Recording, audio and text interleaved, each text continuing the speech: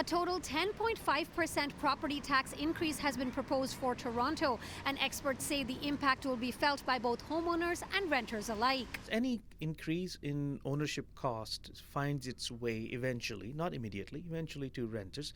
Real estate expert Dr. Murtaza Haider from Toronto Metropolitan University says if landlords see a significant increase in cash outflow, it follows that they will look to recover some of it from tenants. And at the same time, it depends upon the increase. If the increase is thousands of dollars, again, that all those thousands of dollars will not be passed on to renters. Some of it will be assumed by the homeowner.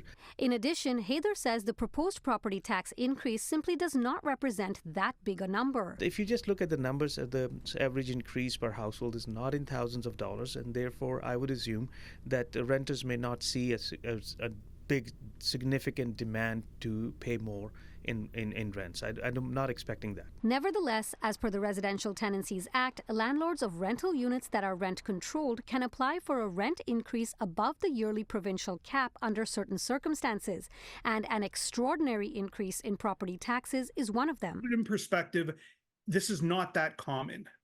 Generally, people do not ask for these types of increases, but I also believe a 10% property tax increase is also not very common. Ryan Manila from Legal Solutions law firm says he therefore expects there to be some increase in landlords applying to the Landlord and Tenant Board to grant an above-guideline increase over the current set rate of 2.5%. So really the question is, what's a reasonable increase above that 2.5%?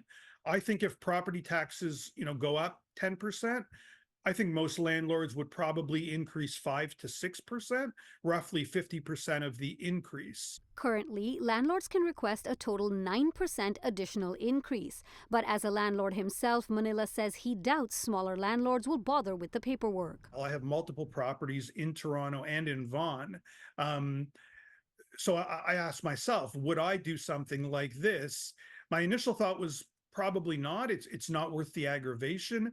The extra, $50-$75 a month is probably not worth my time. That being said, these property companies that have multiple properties, it very well might be worth it for them to do it. Haider believes that in the long run, renters also benefit from property tax increases. If there's a slightly more tax, most likely you'll get a slightly better service. So see it as an investment in your community, and being a tenant, you are receiving those benefits because these are the services that are not restricted to landlords only.